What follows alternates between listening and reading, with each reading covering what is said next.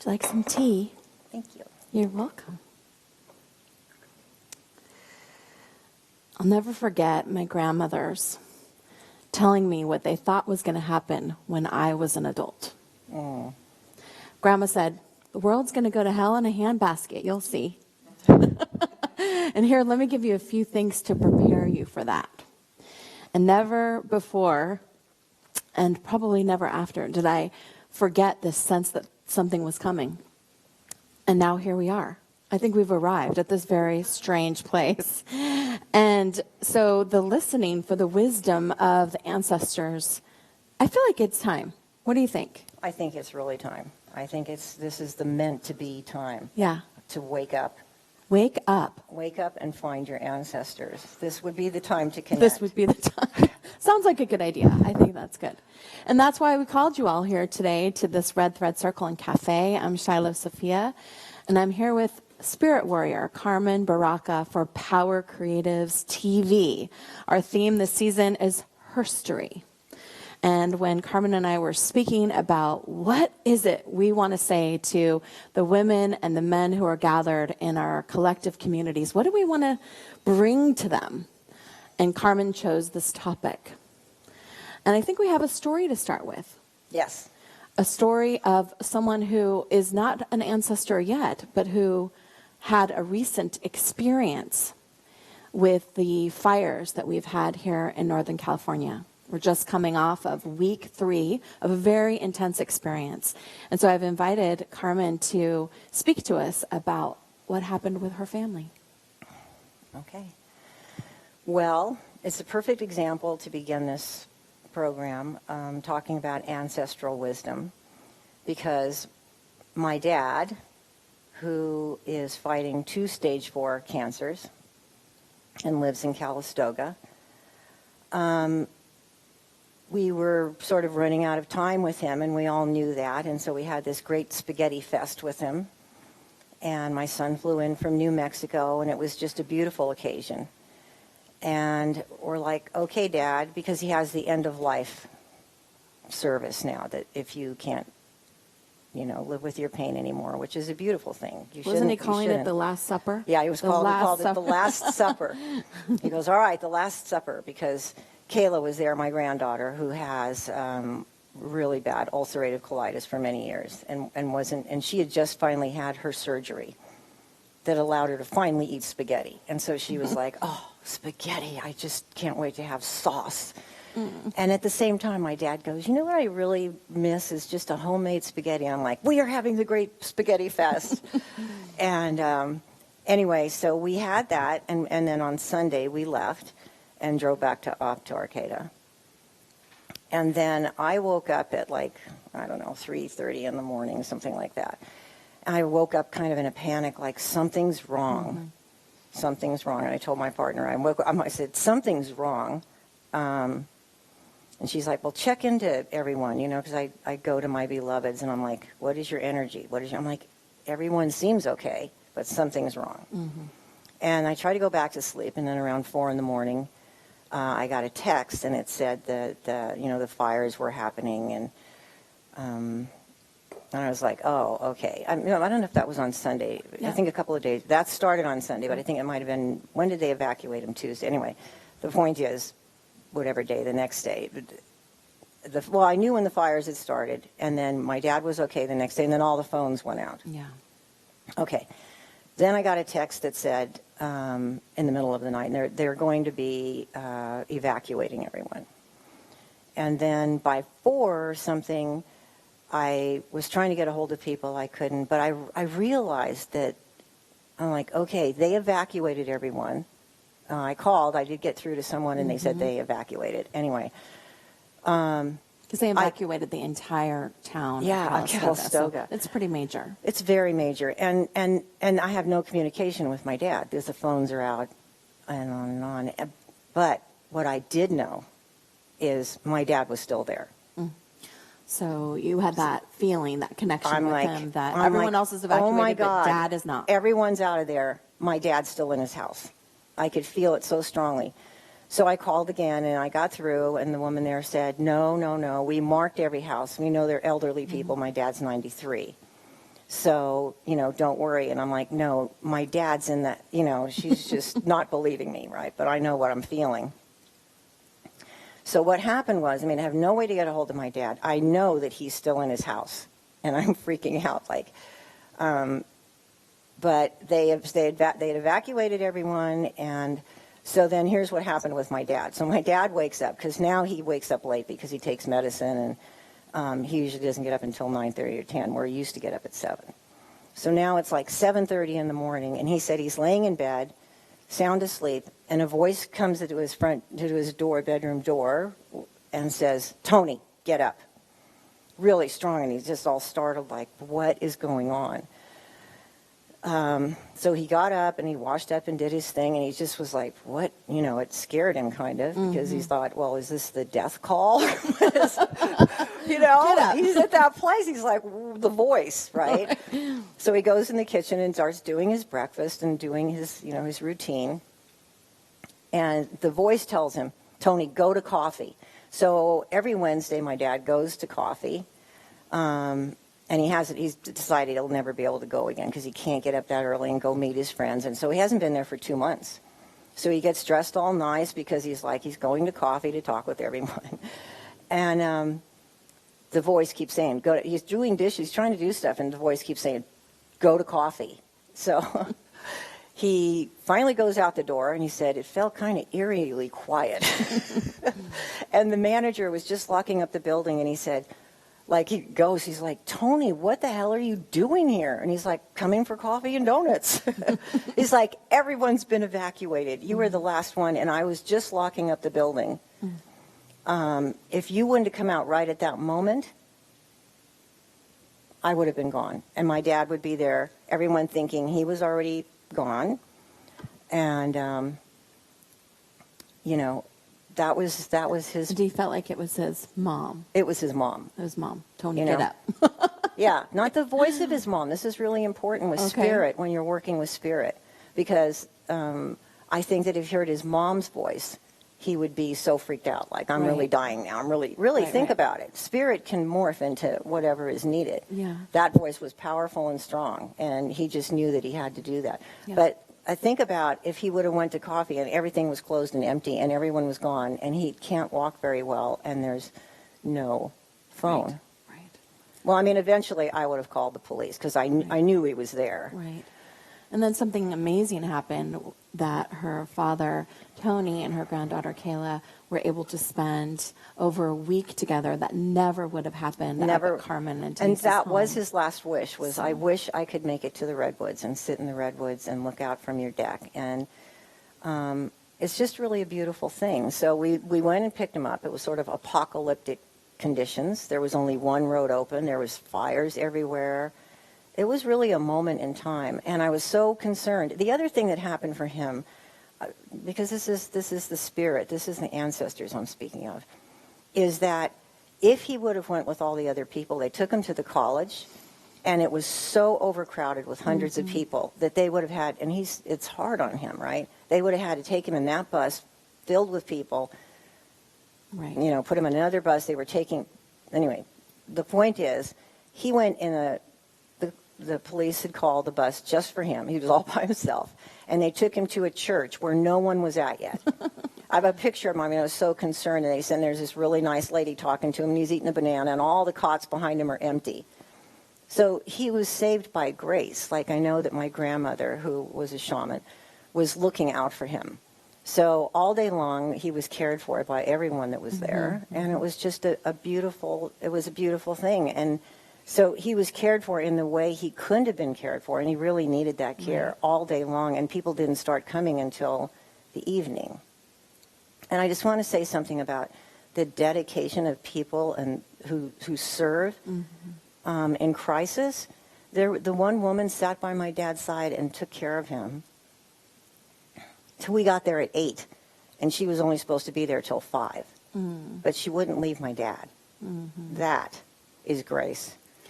We send out our thanksgiving and prayers to all of those who served. It's it's unfortunate that we have to have a crisis in order to see how amazing everyone is. Our friends have been saying, wow, if we could just continue this level of courtesy and kindness and service, we'd have a different world. I know. So it was nice to see it, and I'm so glad that that was able to happen, which we wanted to tell that story as kind of a lead-in of the nearness of support.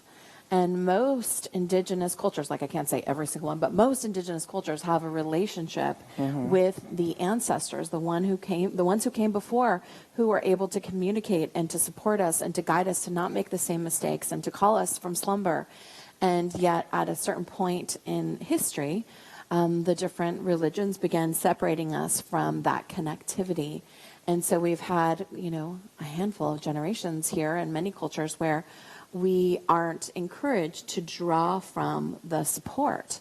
And there's many religions who even speak against it. So there's actually even a lot of fear about connecting to where we've been, about where we're going. Exactly. And so Carmen, coming from Native American and Peruvian tradition, has maintained consistent relationship with her ancestors and started actually being a spirit woman as a spirit girl at the age of 7. Yeah. Yes, I began my journey at 7, and that's when I began to see spirit and understand spirit, and I knew that this was my path. I felt so fortunate because I never had to wonder, what do I want for a career? I may have had career because I needed to make money in that way, but I always knew that it was about service to others, and I was the most excited about that, always. Mm-hmm. So when I was 7 and began to see spirit for the first time, it started to give me the understanding of how the veil works, how thin a veil between the seen and the unseen. Mm-hmm. And so since no one took that away from me as a child, they had the understanding of knowing about, because my grandmother was a shaman woman, and my house there were many stories of spirit, so I wasn't afraid. But the first time that, and I should tell this story quickly because it's an important story. So I'm 7, and this spirit comes to the door of the bedroom because apparently my brother and sister had a different father. But, back in the day, children, you don't tell them the whole story. I didn't know we had a different father. Mm-hmm. This is the guy used to come and pick them up and take them to the circus, and why didn't he take me? No one said, but that's their dad. It was like, right. You were too young to know that. It was like, why doesn't he take me? They come back with balloons and. But anyway, he had passed away, and I heard that he passed away, and I just thought he was their friend. But then this one night, there he was standing at the door. His spirit as clear as could be. And he walked over to my sister. We had twin beds, and he walked to my sister's bed, and he sat, and he just looked at her, and he held her. And he just the love, you could just feel the love. Mm-hmm. And I was frightened because it was the first time. Right. But then night after night after night. And he never looked at me because I think I would have had a heart attack, But he did the same thing every night. He would stand at the door. He would walk slowly over. He was just loving his daughter. So what did that tell me about spirit very clearly? And that's why I wanted to speak on this today, that we have to recognize that our mothers and our grandmothers and those who love us do not leave us. They're just there in the unseen. So when you've lost your beloved, it's a beautiful thing to know. And time again through my whole life, I've seen that. They're right there next to you. They're not gone. And the thing is, some people tell me, well, I didn't have that great a relationship with my mother, or right. I didn't have a grandmother I related, or I didn't even have a grandmother, but you do. And the best way to see it is we all love our children so much, but we're the responsible party for our children. But as we all know, when we become grandparents, we're like, oh, they're precious as jewels, right? And I ask you the question, if you crossed over to the other side, would you, if you could, watch over your children and your grandchildren? And wouldn't you want their spirit progression? Yes. Because everything that we're about is our spirit progression. I think everyone, especially in this group, must know by now that we're not just here as humans. We're here for the human experience, but we are energy and spirit. which is how my dad, he's a spirit man, but that's why it's so important to know your spirit energy, to know your guides and your grandmothers and that are always with you. We always have our crew, you know, and those are for our highest good. Those are the ones that want our spirit progression. They want us to wake up. They want us to know that energy. And so, I mean, it's just a beautiful thing, and this is how I move through time and space. Yeah. Every day I begin with spirit and thanking my grandmothers and ancestors and spirit guides. I begin my day by being thankful to them. That's so beautiful. I remember after my grandmother Helen on my father's side passed, she was from the Russian Orthodox tradition, and so they do believe the ancestors are there actually helping with the saints, sort of, you know, mediating in the in-between. Yeah. And I remember in this dream I was just like calling out her name, and I was just yelling for her. I was so like, I was very close with both my grandmothers, and she said, "What? I am right here. You do not need to yell." And she was a little bit pissed off. And I was like, okay, you know. Yeah. And it was just one of those interesting moments. And I feel that, you know, because time really isn't linear. We're having a linear experience, perhaps, but it's really not that way. And so there's a sense of that timelessness that, in essence, they're really just right here with us. Right? And what would be different for you? So I just want those of you who are watching at home, and we have a wonderful in-studio audience here at Cosmic Cowgirls today, to just really ask yourself, what beliefs do you have going on about how that works? A lot of the beliefs that we have about how it works were handed to us by culture, religion, family. And it's one of those ones that's difficult to get over because it's regarding life and death. And so there's fear. Yes. And so I just ask you to just be for a moment with what have you been believing so far to this moment, and see if you can do a little trace back to where that belief came from. A lot of us can remember the warnings or the invitations. And then to just ponder and just be for yourself, are you open to hearing the stories? Yeah, it's about being open. And the reason I wanted to talk about ancestral wisdom at this point is because this is that moment in time. This is really that moment in time where, I mean, these are tough times. Anyone can admit that.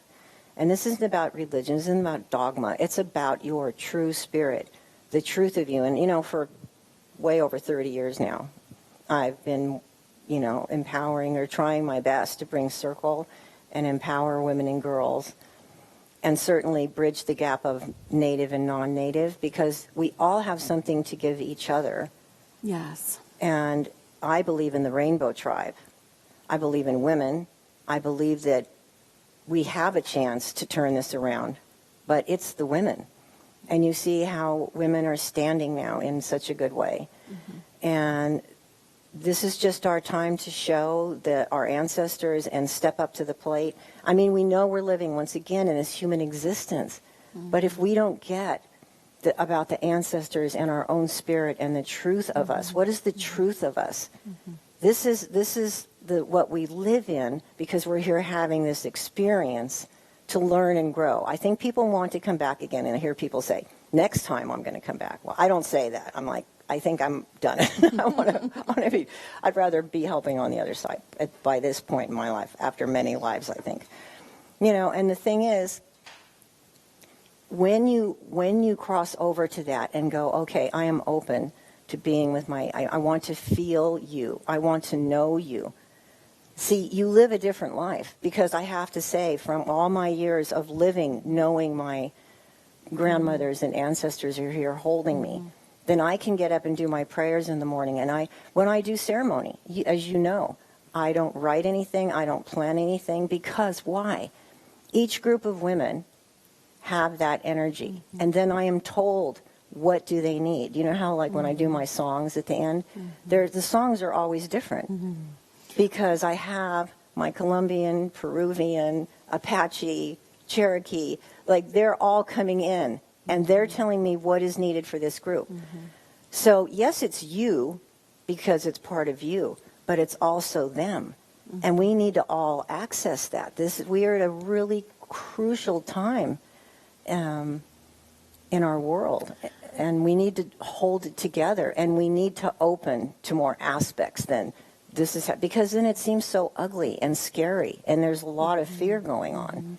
And the beliefs that we've been holding rigid, even after we've left some institutionalized patriarchal construct, we still are like, it's still residual. There's still this residual default setting of fear about what's going to happen if we go into an unknown domain. And I'm like, okay, well, whoever my creator is, which I have no idea, they certainly have room for me asking impossible questions about what it is that we're doing here and how I can best be of service. And we've had the gift of having Carmen Baraka, spirit warrior, and Denise, her partner, Buffalo woman, serve and be a part of our community for over 8 years as teachers and guides in the Color of Woman training and also Cosmic Cowgirls. And so we've been able to really learn a lot and do a lot of healing in our community, because most of the people in our community still are from European and other descent. We're not natives of this geography. And so I'm curious, you know, what would you say to those of us who have actually a fear of connecting with our ancestors, not just because our grandma wasn't nice, but because they're, you know, most of our ancestors, like almost everywhere, have been either massacred or been a part of a massacre. It's part of the history of our people, unfortunately. So sometimes I'm like, wow, if I go, you know, I know like 3 back, but further than that, I'm like, I don't know what those people were doing. And so how do people feel safe being in inquiry about that? And then how do you also perhaps set up some protection so that you don't kind of, you know me, I'm pretty guarded, actually. I'm not very available to anything coming my way, other people's energy or guides or spirits. Like, no, like I'm like right here. If you can't get to me here, then forget it, because I want what's coming through to be pure. So I'm pretty rigid about it. But I've created a lifetime of creating that kind of structure for myself so that it's how it's right for me. But a lot of times people are just like, letting it come in, open all the doors. How would people call on and make a request to be in connection with their ancestors, but also set up the protection? Because there's some other not so lovely beings around as well in the ancestor world. Yeah. Well, I'll tell you this. Yes, there's all kinds of entities and energies out there. There's no doubt about it. There's negative and positive in everything. You're just never, that's life. That's life. That's beyond life. It's all, you know, the cosmos, everything is all combination. And I've heard this before, that people are like, fear, like, well, I don't know, I had some gnarly ancestors. I don't want them coming through. However, look at us. We are good ancestors, right? We are. We will be good, right? So there's the good, the bad, and the ugly always, right? But there's plenty of good. So those are the ones you call in. So you might make a specific intention, right? Yeah. So like, I would say, I mean, it's really, you know, there's plenty of amazing grandfathers. It's not that the male doesn't come in. The grandfathers are normally there for the males. But I mean, look at my sister's dad, who was there every night. So of course, your dad, of course, you still have, but I'm talking basically, you have more of the feminine with you, the grandmothers, you know, but you know, of course, there's also the grandfathers. And what I would say is, so I always begin with sage, just to give you a quick, because this is very important if you want to contact your mother, your grandmothers, your ancestors. You burn some sage and you do a prayer. You do a prayer that works for you, whatever your dogma is, whatever your energy is. And what you want to make sure you say is, I'm asking for your help. I want to know you in a deeper way so that I can have gratitude to give back to you, you know, because you are here for me. I feel you. But I only want those that are for my benefit, those that care for me with love and generosity and want my spiritual progression. I don't allow any other energies in. When you set that precedence, that nothing happened. There's nothing, you don't have to worry. You're protected because you have set your intention. And that's how that really works. It's like with anybody else, even if you're here in the real world and somebody's talking, I'm like, dude, back off, which I will do. But it's the same kind of thing. You set your space. Just like you're like, no, just no. You keep it beautiful. And this is so important right now because I'm more than ever being called by my grandmothers and ancestors. It's strong. I feel it. Like I'm vibrating like this all the time. And I know it's a time for people to realize, like, okay, here's what we do know. We come in naked and alone, and we leave here naked and alone. So whose responsibility is it for us to find that place of time and space? When I get to the light, I want to have my last stepping stone be into the light. I want to know that I have lit myself and I will merge with that light. Then there's no fear. There's no fear if you don't have all this apprehension of like, oh, and that's got nothing to do with like your dogma. This is like pure, no matter who you are in this day and age, we are all energy. We are energy. You and I do this all the time. We think of each other like, bam, we're just always that's why prayer, when we pray when we say, I will pray for you, it's seconds away, right? It's the way I was loving my dad and sending that energy and knowing he was there. Why? Because my vibration, my energy went to his, and I said, he is there. He's, I knew he, right? So who doesn't want to be better with that? We all need to be better with that. And this is the time when we all need to be taking the time to get there. To get who our group is, because there's going to be some gnarly times ahead. I'm not talking about the end of days, even though it can feel like it sometimes. It's not about that. It's about what if we still live here? How will we get from the darkness to the light? And it's not by being fearful and putting our light out. When the light workers have fear and freak out, we've lost this cause. Seriously, because that's what happened. It's like you're all in your power, but then gnarly stuff starts going down and you're like, ooh, right? We have to be warrior women and stand up, and men, and just say, enough. That's right. We're fighting back to save this. We are not going to let this happen.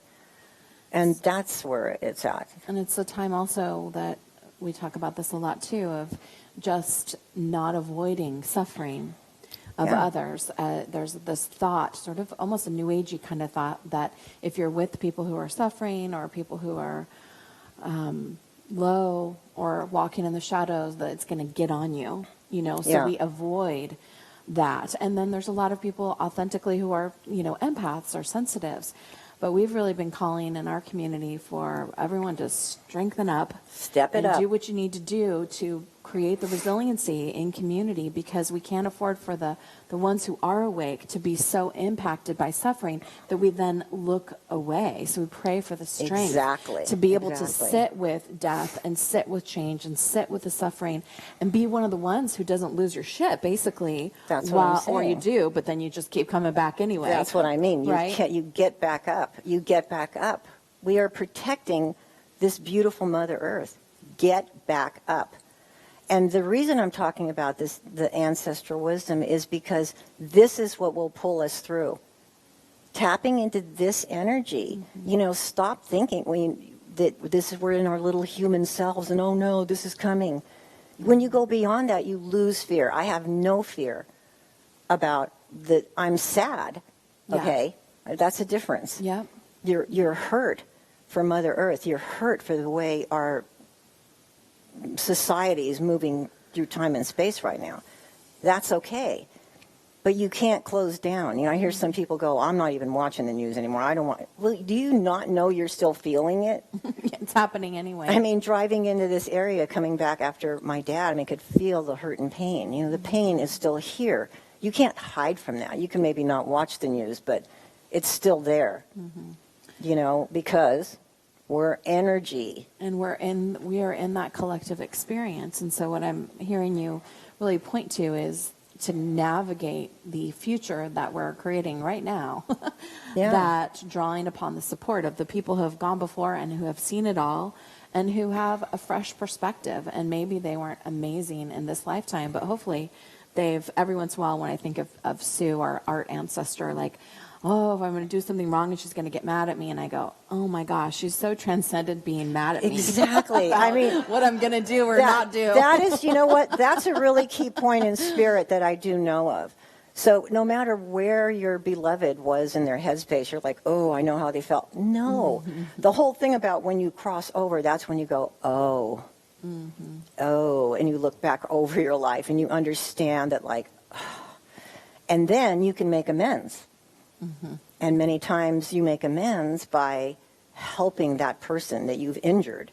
So it's never like they don't have that attitude anymore. And I can only go from being in Sweat Lodge and seeing spirit and feeling spirit and always, you know, I've felt a lot of spirit in my life. And so I kind of have a feel for what that energy is. And it seems to me always that you cross over and you get it. And that's why people come back. They're like, oh, wait, I got it now. I got it, you know. I just would have done that and that, you know, and then, yeah, so. Well, I'm wondering if we can talk about a touchy subject, which we often talk about not in I front love of touchy others. subjects. And it's something that's, you know, always been up, but it's really up now about cultural appropriation, especially in North America, of, you know, the sort of what my African-American friends would call the exoticization. I don't know how to say that word here. Exoticization. I don't know. It's where you exoticize the other cultures. I get it. And you Good take word. on, you want to do what they're doing. And I always remember this, my pastor, she's like, you know, you and your girl, you're just, you know, making us into the thing. I'm like, you are the thing for me. Yeah. Like, I actually want to be amazed and be with you and dance with you and be where you are. Yeah. How do I reconcile that for myself? And I think that's the same with what's happening. People are recognizing that the people who are closest to this particular, I'm just talking here because this is where I live, Yeah. this continent, feel the draw to work with the Native American wisdom. And, you know, you can just Google where to find your feather fan and you can just find it for $25.99 on some other, you know, like it's become a commodification, just like so many images of the feminine have become commodified. And a lot of the Native American people are saying, you know, hey, you're not, or Latina and African American, don't take our stuff. And if you haven't been trained and right? And so when you came into our community, I was like, okay, great. Now Carmen's going to do it. I'm not even going to do the saging. I'm not going to do the stuff that I used to do, even though I was raised alternately in tons of Native American communities and was smudged many times. I was smudged before I was baptized. So I was really raised in that culture here and had many Native grandmothers who picked me up and was like, okay, Mihai, you're going to learn this. And yet when you came, I was like, okay, Carmen's going to do this and I'm going to do my thing, right? So when you say to burn the sage or to call on the ancestors, a lot of people are doing that in the Native way. And you know the story that even I went to Denmark to do a circle and I'm like, okay, I'm going to do a circle with the white people and I don't have to feel bad about anything, right? Okay, this is my one chance to like see how they do it.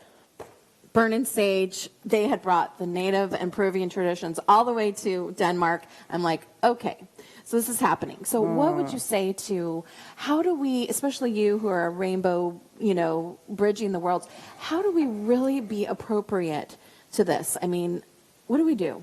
Yes, I have a lot of thoughts on that, I so know, I'll try I and know. narrow it down. Because I don't want non-Native people to feel chastised and feel really bad, like, oh, you know, I know I shouldn't, you know. There's a degree, there's a sensibility there. You know, okay, so part of what I believe is we live on Native land. We are all on Native land.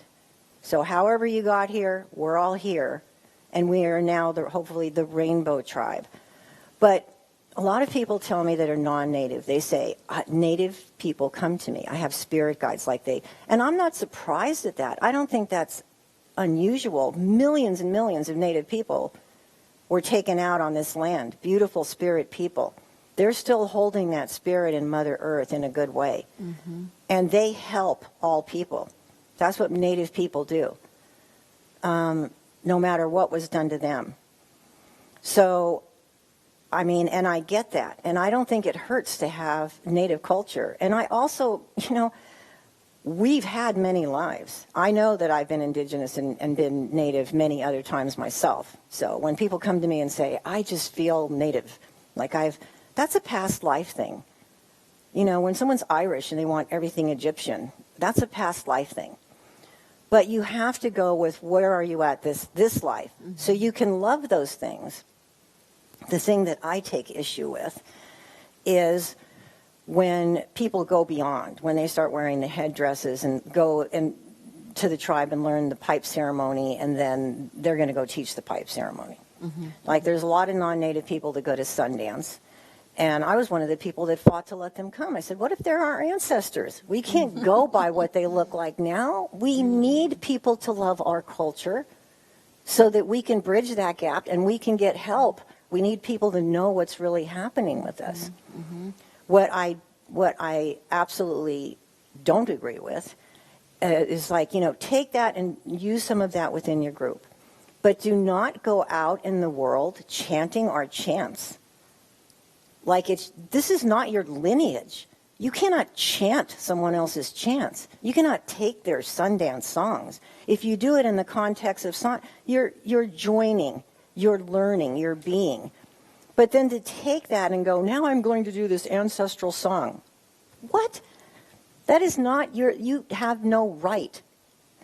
So I used to use this little story for non-native people. How would you like it if you had this necklace in your family that went for generations from your grandmothers, your sacred grandmother necklace?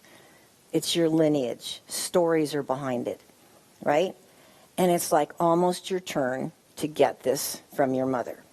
Your mother passes away, and your father gets a stepwife, right? And she gets the family necklace. And then she goes out telling everyone about the family and the lineage and her necklace, and you're just like, what? How would that feel? You would be ill. You would be ill. I mean, really think about what that necklace feels to your family. And that's what it feels like when it's misappropriated. So there's aspects you can use that you can honor. I don't think that there's any reason you can't burn sage and have ceremony and stuff.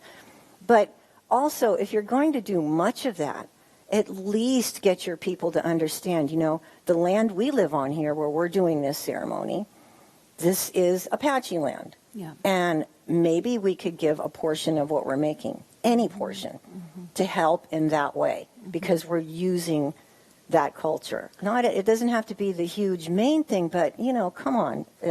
Yeah, be respectful. And there's a map where you can actually look up for United States and Canada, at least, where you can find out who are the indigenous people where you live. You can also look back and discover who are the indigenous people, because you one time were indigenous to somewhere. It's just that we're further away, generation-wise, and we're further away from our motherland. And we can't necessarily go back, a lot of us, right? So we got to find a way to be here. So for me, it's a mixing when I was really able to look at my ancestry and my DNA and see that all my ancestors also painted on drums and were prayer people. I was like, no wonder I've been painting on drums since I was so young. And I could say to my Native American friends, my ancestors also, we did this. But I had to do the work, and I had to go there, and I had to do the research, and I had to do the understanding, and I had to look up the images and the symbols and the codes and have an understanding of where that came from. And then we could have a conversation. Yes, and it's a simple thing of honoring each other. It is. I honor all of my friends. I honor your lineage and your people. But in the end, look where we're at. And we really need to bring this together. I just was in Arizona and was invited by an amazing woman who she just holds space for all Apache people and women. She knows the language. She's amazing. Her name's Sandra. And she invited me to San Carlos Apache Reservation, which is where my grandmother lived, my great-grandmother and my grandmother. And for the sunrise ceremony, which is where a girl becomes a woman.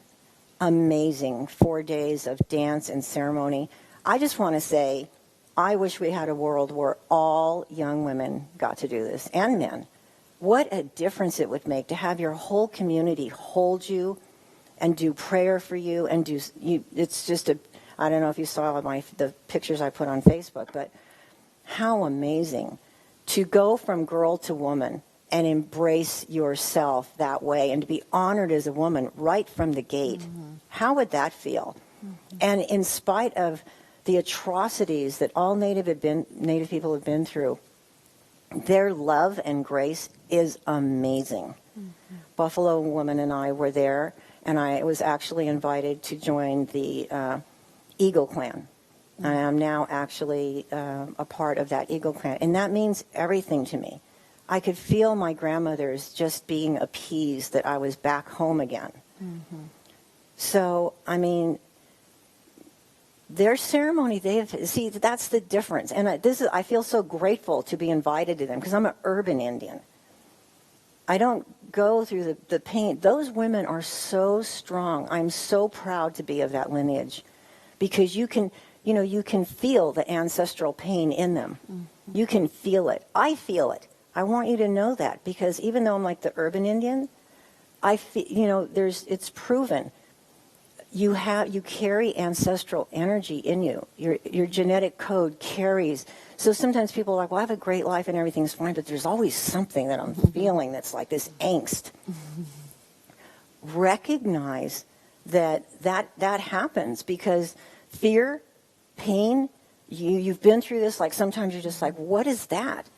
That's like your own beingness recognizing your genetic code. They did this experiment a few years ago, and I'm sure it's progressed past there. I mean, it's something we already know, but it's a good example. So they had these mice, and they put electrodes on them. And then they put some cherry blossoms in the middle of the cage. And then when they'd go to smell the cherry blossoms, they'd put the electrodes, and, the mice would freak out, right? And then, so what they did was the next generation of mice, they put them in the cage, and they were fine, not with the electrodes. And they put the cherry blossoms. The next generation were like, oh. Yep. And they did it with the third generation. Yep. Same thing. They put them in the cage. Think about that. Yeah. Really think about that. And see, this is why I want to talk about ancestralism, because when you have those times, all of us have them, where you're feeling this angst out of nowhere. Have you not had that? I mean, that's a real thing. You're carrying that. You're carrying that pain. I feel the pain. When I spoke at the United Nations, I said this one line. And I said, I don't live on the reservation, but I feel that reservation within me all the time. So I'm feeling my people. I'm feeling what has happened to them. It's always right there. If I talk about it like now, I can feel it in my core. I'm sure a lot of us can feel it in different ways. I mean, I think the thought of that we really are in occupied territory here is really a difficult thing to stomach, like literally to be with, that we find ourselves here, and that the marginalization of the Native American and Indigenous cultures of Canada, that is still happening. And I'll never forget Carmen our community went to the United Nations, and we had a panel, and Carmen spoke on Native American women, which doesn't happen that much at the United Nations, even at the Commission of Status of Women. No. And she was speaking on what's really happening on the reservations, what's really happening in all these women from other countries, all in their, traditional garb, were like lined up to talk to her, and they're like, yeah, we have never even heard of this. We don't even know what you're talking about. We were just like, oh my gosh. And then we had an amazing time because Carmen smudged on the street, and all these people came up, and then she smudged 186, I think, member flags of the United Nations. And we're like, this is the first time this has happened. All the flags of the United Nations. That was a moment. It really was. We were doing some work. I love my picture. I'd never liked pictures of me, but that moment was so powerful. And you just see it in my face holding that sage. I was just like, it's for my people. Like, this just needs to happen. And I just want to address that for a second, that,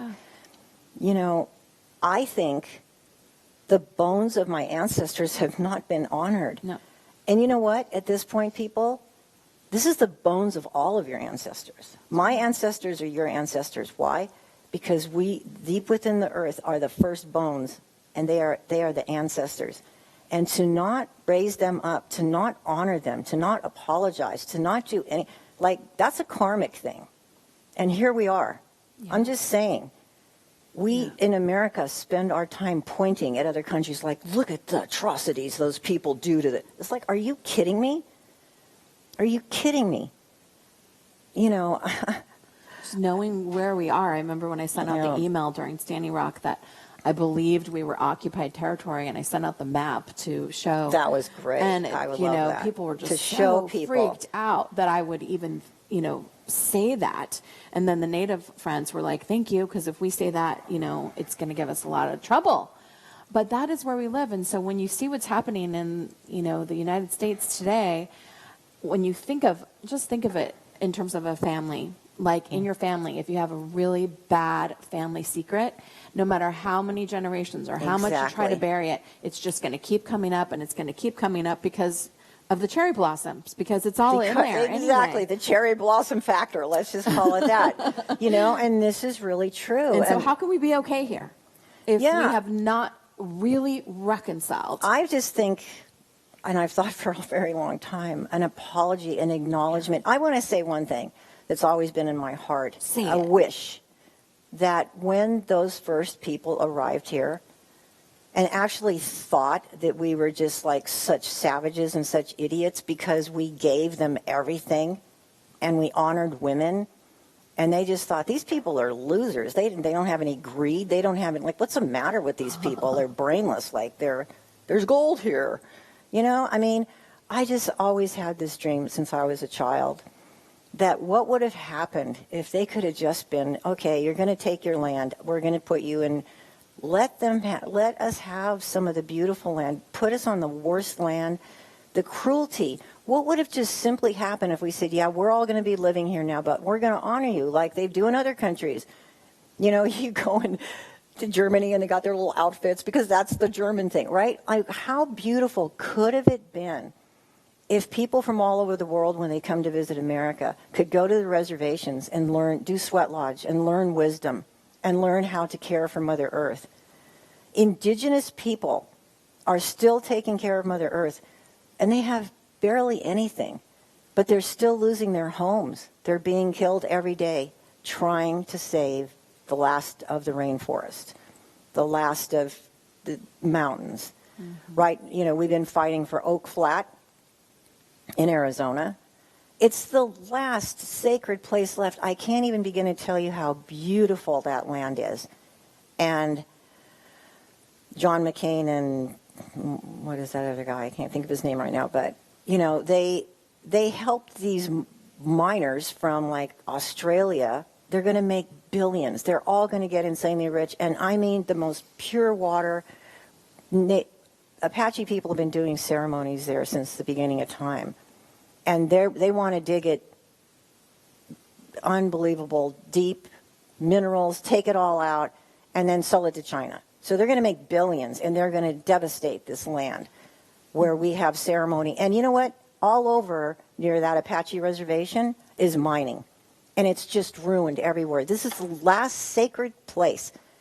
And then they're just going to ruin it. And that's what's happening right now. Yeah. So the relative being okayness is really swirled with this situation. And then you think of they gave the reservations the worst possible land. Meanwhile, what's in that land is what they then ended up wanting. They gave them land that you couldn't grow vegetables on. You couldn't, it was just the worst land. They're like, yeah, nobody wants this land. Well, now it's the land that has all the minerals and copper, and we have a lot of copper in Arizona. So one of the things that can happen, I know that happens for us, is that we can definitely get bogged down and discouraged by the knowing. Like, just knowing that is enough to just wipe me out. I remember waking up in my 20s and saying to the Great Mother, I was like, okay, now I understand why people are asleep, because how can you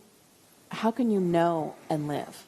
There's a sense of being awake. Actually, it can feel a little bit like a death when you first wake up and you come to realize what's actually happening in the world, and you have to reconcile living your life with the awareness of the extreme betrayal that most of us are living in. One of the comforts that we take, obviously, is we do a lot of ceremony. Yeah. We also party and have dinner parties a lot. We eat, we dance. we celebrate a lot. And one of the other things for me is understanding nature more, like at the level of science and energy, that water, when it's traveled the wrong way for water, changes how it functions. But then if you put it back into the way that it moves in the vertical way, it actually regains itself. Yeah. And you think of things in nature that repair themselves all the time. The streams that repair themselves. If it just has a chance to repair. If it just has a chance to repair itself, it will repair itself. And so I have faith when the doomsday say, we can never go back because we've already come this far. It's like, do not underestimate the power of water and of earth and of plants. And the healing. Mother Earth is the healer of all things. But so we actually know that those codes, everything on Earth has been designed with this information to restore itself, including our own physical bodies. But we're in a point in our journey where we're having a hard time even really accessing how that works. Yeah, yeah. So what would you say to those who are lovers and servers and healers who just the knowing just makes us want to get back in bed and pull the covers over our head? Well, I would say that take the covers off and get out of bed, because people, we're talking about our lives here. We're kind of down to the line. I'm not trying to be like a doomsday kind of person, because I'm not. I believe always in the light. But pulling the covers up is dark. And it's our moment in time. It's our moment to be with the ancestors, to understand energy and how it works, and to fight the good fight. I just want to say that does happen. Mm-hmm. They're stifled. You can't move. There's so much going on, right? But go out in nature. Like, nature is the healer. Go out in nature and be with Mother Earth. Be with Grandmother Spirit. Watch the critters and the winged beings and the ravens fly overhead. I mean, I'm so fortunate that I live in a forest of redwoods, and I have an opening where I do ceremony and the ravens fly over my head. And, but you don't have to be in that place. Just go out there. Nature's for all of us. Everyone can find nature. And that is the healer. Mother Earth is the healer. But we have to heal each other. And in reference to Native people, I would just say, pay attention to where it was your closest reservation. Help in any way. It's time. That's a healing in that. Mm-hmm. Just to agree, just to say, that's true, and stop hiding that, like, the acknowledgement is a healing, right? If you have a partner and you have a big argument, like, I'm really sorry, goes a long way. Mm-hmm. Just think about it as a couple. Just think about it energetically as a couple. If I decide I'm not going to say I'm sorry, you're not going to say you're sorry, and you're just like this all day, you know what that energy feels like, and that's just two of you. What that energy of that person's not apologizing and they're holding, that is like so intense. And that's what we're doing every time we turn our head. There are Native people out there that don't have running water or electricity. That's an atrocity.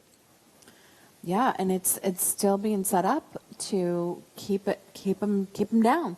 I mean, they want all the land back. That's what's happening. And they want all Native people to die out. They still want that. The liquor stores are the closest food source. I want to be very clear about that while we're talking about Native people, because I've heard people say, oh, Native people, they're a bunch of drunks. And yeah, you do realize back in the day when the military was there, they would get food rations and they would go, oh, I want to take this for my family. We need these food rations. And they would just get them gut-wrenching whiskey and give them that. Well, Native people, all culture, all Irish, any kind of culture, they make booze. Everybody's figured out. Not Native American people. That is not natural to them. So bringing that in, and people are like, yeah, we're a bunch of alcoholics. Well, how would you feel if your wife and daughter were raped, and your kids were taken to school, and their hair was cut, and your land was taken? As a man, and even a woman, I mean, come on. Wouldn't you drink? Like, what keeps you from that? What audacity do you have to have? I mean, look at these American kids. They'll do drugs for any reason. Oh, school's hard. Come on, really? Yeah. We're talking, and it's this is something to really look at. It's really enforced, too. That's one of the points I want to make. Like, they really put those liquor stores there and provide that cheap liquor. No food for outside some reservations, but 5 liquor stores. And the same thing in the African American communities, huge introduction of bad drugs. And that's when it got started. It was introduced by the United States government, not the communities at large. So you really want to look at how these stories get started. Yeah, that's why I'm glad I got to address that, because that's really an important factor. But what I'm saying is ancestral wisdom. I mean, we're bringing all that in because these are for all of us. I'm talking about my ancestors and Native people, but that's for all of us. Yeah. We're here on this land. Yeah. And this is what we're doing. Yeah. So let's address that. Let's be real. And let's bring in our ancestors and our grandmothers in a good way, because I want to just make that really strong. I know my team. I can feel them. I'm empowered by that. I have no fear because of that. This is why I want all people to get that, to understand that. Speak to your grandmother. You're not alone. This thing of feeling alone, I'm depressed, I'm alone. You're not alone. But if you don't recognize, you don't grow. See, that's the thing. Well, people say, well, what about the people that are just all messed up? Well, they aren't listening. They've chose to go to the dark side. But that doesn't mean they don't have those spirit beings there for them. So the acknowledgement and intentional participation, it's not just going to happen. Sometimes it happens, but to really have a relationship with you can't see someone if you don't look. Right. I remember when I first started going to the church of my ancestors, the Russian Orthodox Church, in the very beginning, and they were like, well, how did you get here? And I was like, well, my great-great-grandfather was a Russian Orthodox priest. And they're like, oh, well, you are here because of the prayers of your ancestors. They prayed you here. And I always remember that moment and just being like, oh, right. The generations before prayed for survival, prayed for their offspring, prayed in a way that we don't pray now, even for the children in the same way, that they would have that thrive and that they would last into the next 7 generations. Almost all of our ancestors, wherever they were trying to keep children alive and trying to keep culture alive. Exactly. And now, where are we? Are we mostly thinking about just ours and how we're going to get ours, or are we actually this is the problem. This is how we are, is ours, and how we're going to get ours. This is the problem. We need to be in circle and ceremony, in ritual, in all that our ancestors once held. Like we all know, because we've been in circle many times, the power of women in circle that are holding space and opening their hearts and minds. Like that is what it's about. And I feel like it has to be learned. This is something I've been working with lately. During the fire thing, I was sort of like moving back and forth between I got to take care of myself and I got to take care of everyone else. And I was like really like this push and pull, and actually had a hard time taking care of myself because I was so outward focused. I was almost obsessed. Yeah. If you ever read my new poem about obsession, I was obsessed with what was happening with everyone else. Everyone should read that poem. And I realized that I wasn't able to focus on myself. And then when everyone's saying, like, I'd done enough, I could do enough, then I dropped into myself. And I felt that feeling. I've been working with community for 25 years. So it's uncommon for me to drop into myself and really be like, okay, what do I really need? Because I have so much support that I don't actually have to feel that survival very often. And I had that feeling of like, I got to make sure that I'm okay. And I had that flash of like, we don't really, unless you run community and you've had that call, we don't really have a lot of language or emotional understanding of what it is to care for the collective or care for the generations. Mm-hmm. It's almost like we don't have a language for it, so we don't even know how to talk about it. And so how do we even summon this new emotional set which gives a shit beyond what you have? And I think that's what you're saying, like that circle is a part of that. But there's something more I want us to begin exploring as a community of like, how are we going to develop the emotional awareness of care that goes beyond ourselves, but that isn't self-sacrificing and or is not all about helping at the level that you are diminishing others so that you can help them. Because that's a thing too that the Native Americans are sick of dealing with, like the helpers, right? Where you're trying to lift them up, and there's like this way that we approach. Yes. And so there's a way to watch that too. I have to watch that myself in my desire to serve. Yeah. And so there's so many things to watch out for right now, and all of us are on a journey together.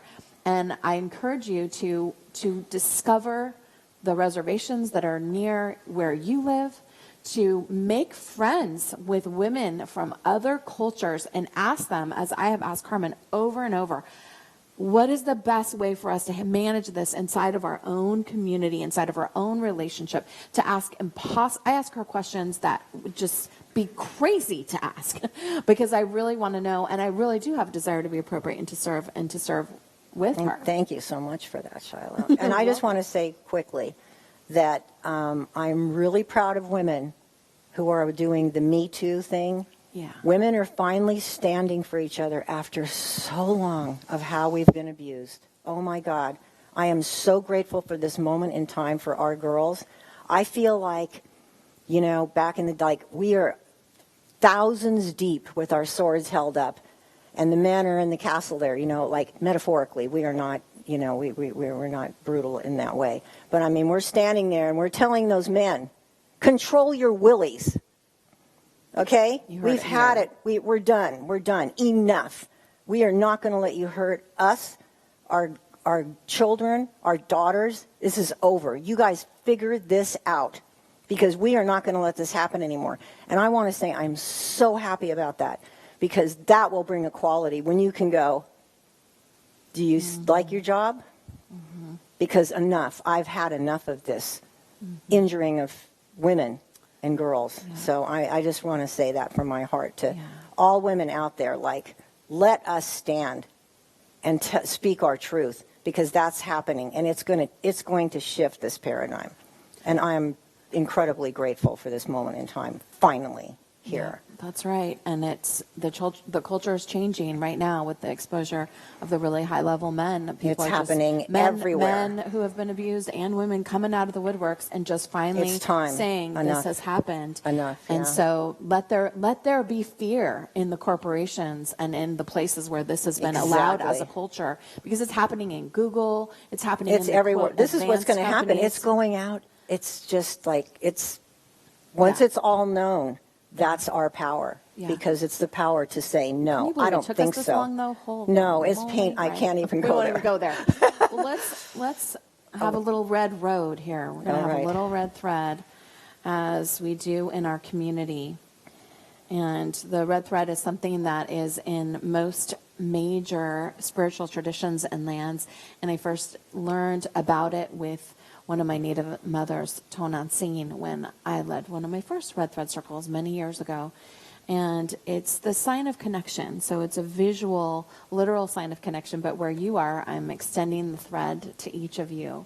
I invite you to imagine that you're truly connected to this circle, and to us, if you choose to be, that you're with us and that we really are in this circle. And we're at a time in the unfolding of history where it's wonderful to be together in circle, but now we're really learning the power of quantum circle, that you can actually choose to be a part of this fabric, right? That we're together, that you're not separated. So allow yourself to be included. And in the strength of that, should you feel called to call upon your ancestors in a way that works for you. And if you need support, you can always show up in the Red Thread Cafe classroom and ask others, and there's lots of well-meaning women in there to support you. So I want to thank you so much for serving our community all these years, all the ceremony that we've done together, the good work that we've done with the women. I know that Color of Women School, all of our close to 200 graduates, thanks you for really catalyzing us and teaching us. Both of you have been such a gift to all of us as we really learn to initiate ourselves. It's a time of self-initiation in circle. Thank you. Yeah. So, and I just want to say Aho Matakwe Asen, which means we are all related. Amen. Thank you for that. Aho.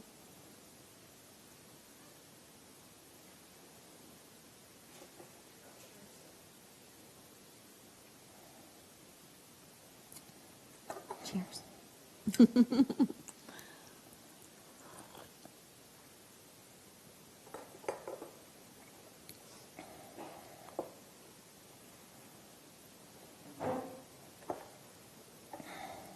Want one loop? Yeah. Okay. Too much. Get too much. Make a whole sweater. Thank you. Mm-hmm.